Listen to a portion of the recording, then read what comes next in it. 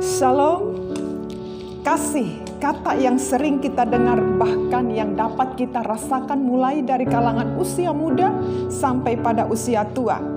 Ada orang mengatasnamakan kasih untuk mengekspresikan lewat perbuatan mereka kepada sesama, lewat berbagi kasih sebagai bukti kepedulian kita bagi sesama.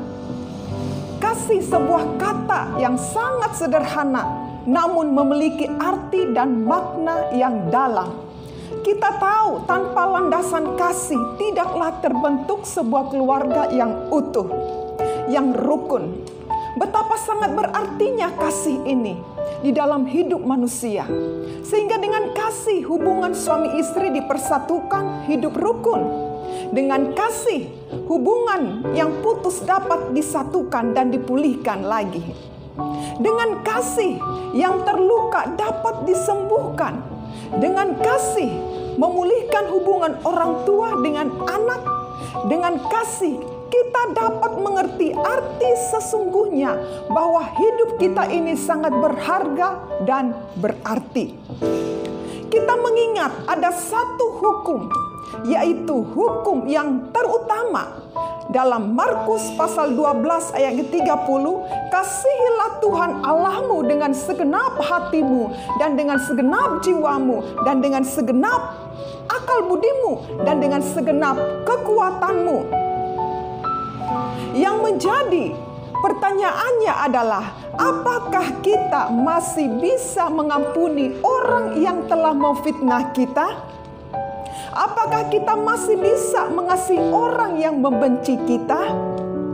Orang yang tetap mampu melepaskan pengampunan, mengasihi dengan orang yang telah menyakiti kita adalah sebagai bukti bahwa kita mengasihi Tuhan dengan segenap hati kita.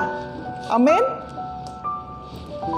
Ciri orang yang mengasihi Tuhan tidak ada kepahitan, dendam, dan iri hati.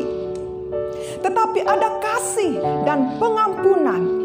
Memang bahwa sesungguhnya kalau kita menyadari kasih itu membutuhkan sebuah pengorbanan.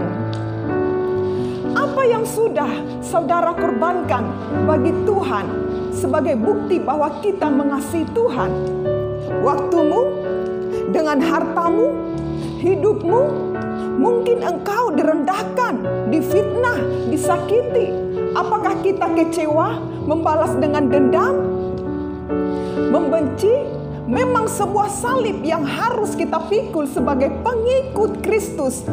Tanda bahwa kita mengasihi Tuhan. Tapi tahukah saudara, lebih dari semua itu, Yesus Kristus telah berkorban bagi saudara dan saya. Dia difitnah, dihina, diludahi. Bahkan Yesus memberikan nyawanya bagi kita untuk menebus dosa kita dan menyelamatkan kita, menyembuhkan, memulihkan, menguatkan, dan memberkati saudara dan saya. Yohanes pasal 3 ayat 16 berkata, karena begitu besar kasih Allah akan dunia ini, sehingga Ia telah mengaruniakan anaknya yang tunggal, supaya setiap orang yang percaya kepadanya tidak binasa, melainkan beroleh hidup yang kekal. Inilah bukti kasih membutuhkan sebuah pengorbanan. Kasih Tuhan cukup untuk membuat kita puas dan bersyukur. Kasih Tuhan cukup untuk mendapatkan kesegaran di tengah masa sulit. Ketika hati kita mengasihi Tuhan Allah, dan kasih itu akan terimpartasi kepada sesama kita manusia. Amin. Tuhan Yesus memberkati.